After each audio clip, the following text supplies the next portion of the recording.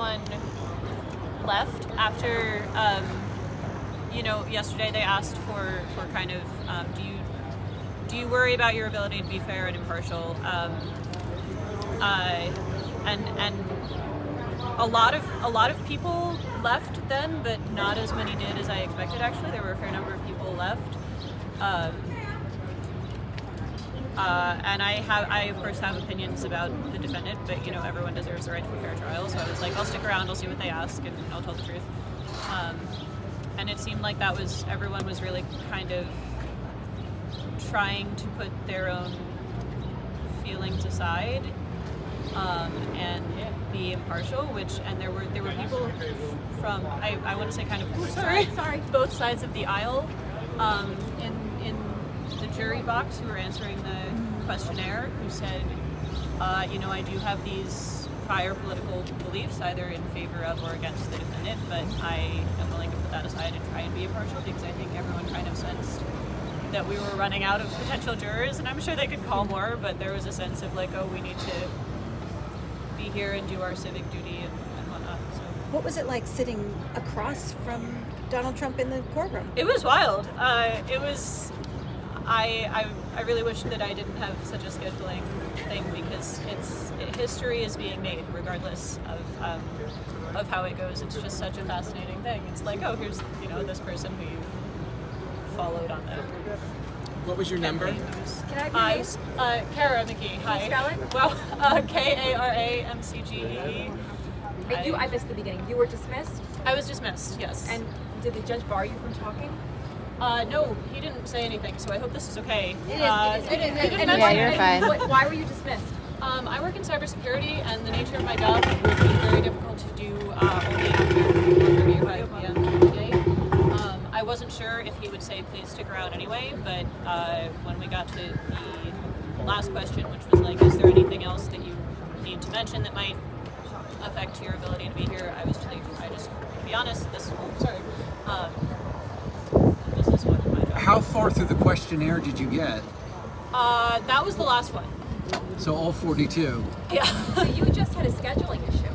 I did. I mean, I think as with anyone else in the room, it's everyone in there comes with a prior opinion, but you try your hardest to put everything out of your mind and uphold democracy because, if regardless of how you feel about Donald Trump, the right to a fair trial is really important. And if I believe in that, I need to do my best to let everyone know. It sounds like you would have liked to have been on this jury. I really would have. When I got jury summons, my mom said, I think that's when the Trump trial is. Your like, mom oh said that to you? Yes, yeah. And what did you say? I said, oh wow, that would be cool. Are you surprised how many people have raised their hand and said, I cannot be impartial?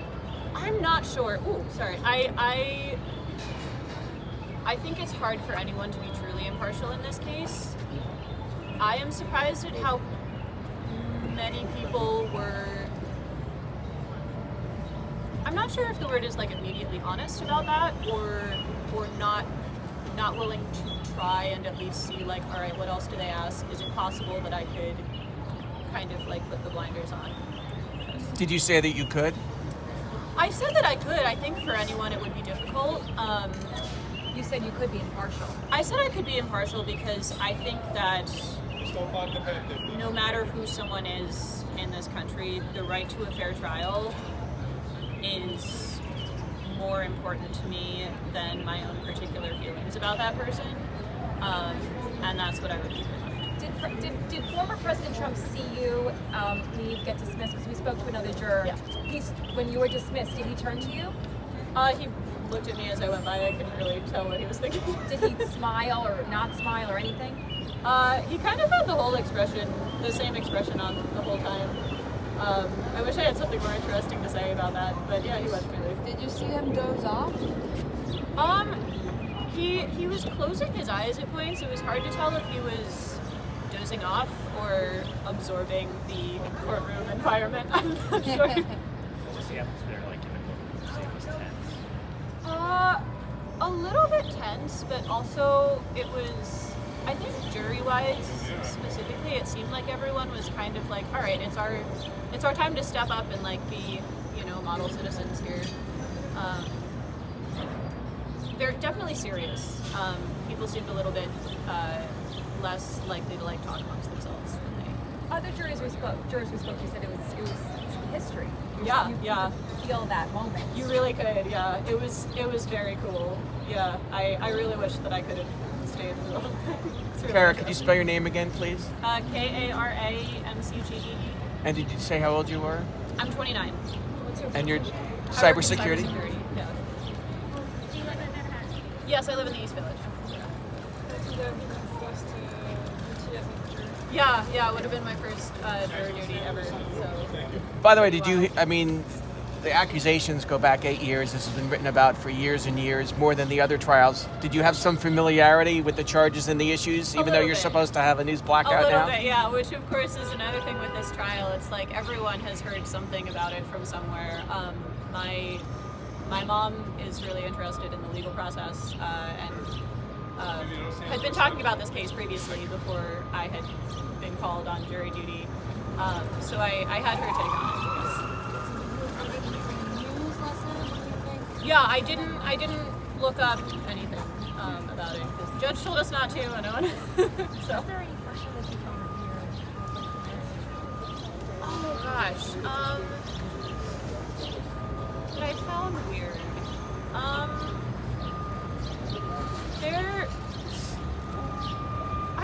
They all seem to connect pretty closely to the case. There was one that was very specifically like, do you consider yourself a member of like, it listed like 5 or 6 organizations that are known for being kind of, I guess, extremist on either side. So like Proud Boys, Antifa, there were a few others. QAnon was one of them, yes. Oath Keepers. Some of them I actually had not even heard of. Most of them I had at least heard of.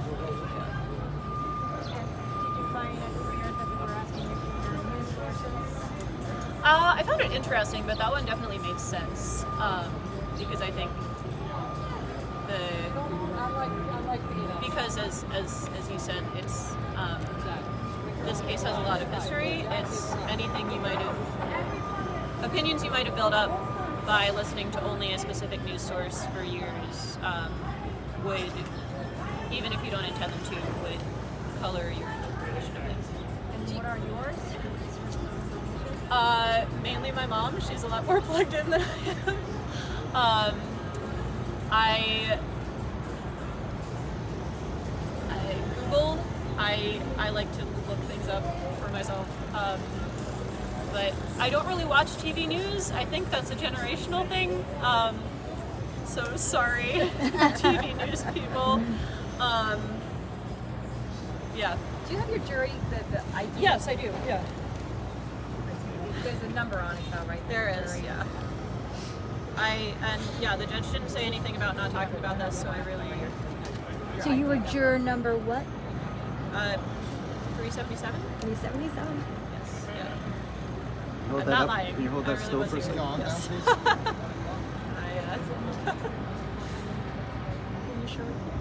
Yes, yeah. Again, I really hope this is okay to talk about. No one told me not to, so sorry. Yeah, yeah.